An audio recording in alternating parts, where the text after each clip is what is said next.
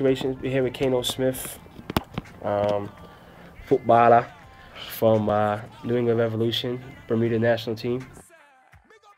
After the season at New England, I think it was very interesting because I think it kind of expected a little bit more from you guys this season. Yeah, definitely. I mean we had a lot of injuries, but that's no excuse. But that's come from playing extra games, the SUPERLIGA, the Champions Cup. Let's talk about that. I think that's too much. Yeah, it's way too much for teams to be playing. Yeah, I think the travel wise. Both. I mean, one trip we went from like Columbus to like Trinidad, then back to Boston. It's like this. That's too much. To Toronto, all of them like this. That's way too much. Nobody should have to do Nobody that. should have to do it.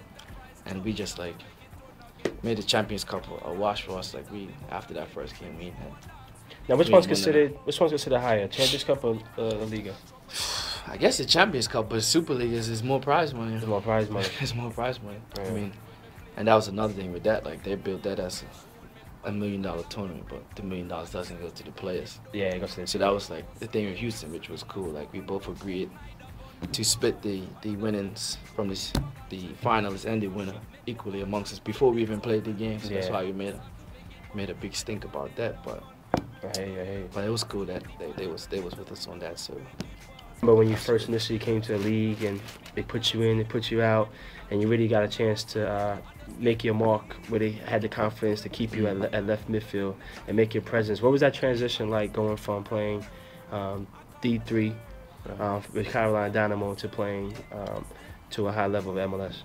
I mean, it's just, at that level with the Carolina Dynamo, then I was playing in the Bermuda League for a little bit, so you can have mental lapses, you know what I mean? But at the MLS level, you can't really afford a mental lapse. So that's probably the biggest thing I had to get used to. Is like you can't take a second off, but especially making the move from playing up front to playing left midfield, especially as a wingback. That's probably the hardest position in the game. There's a lot of running, but I mean, it has its ups and downs. When you're attacking, like you're free, you got plenty of space. But then when you're defending a guy like Dan Richards, who stays up high and is on the right, and you got to chase this little quick self back, you know what I mean? So that's how it worked too. But it's enjoyable. It's enjoyable.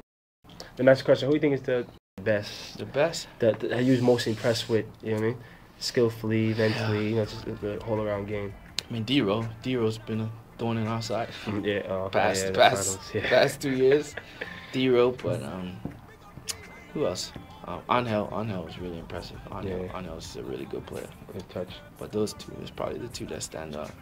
Really? Angel and we have a new franchise with the Seattle Sounders and ugly jerseys, man. Green. Trying to be original. It's not even green. It's fluorescent green. You know, but definitely trying to be original.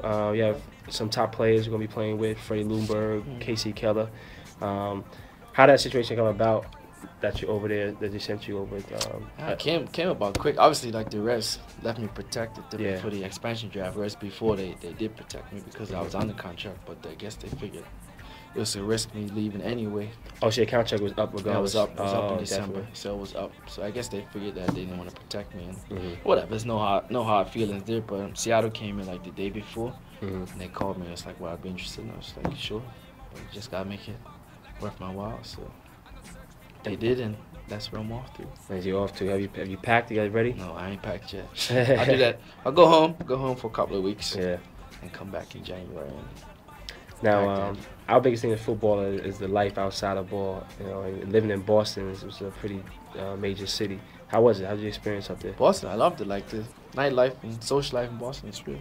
It was good. It's a real good experience. I had some great experiences. The funnest day of my life, probably in Boston. To tell you the truth, was the Boston Marathon. You never think that, but it was like that was a blast. You know what I mean? Yeah.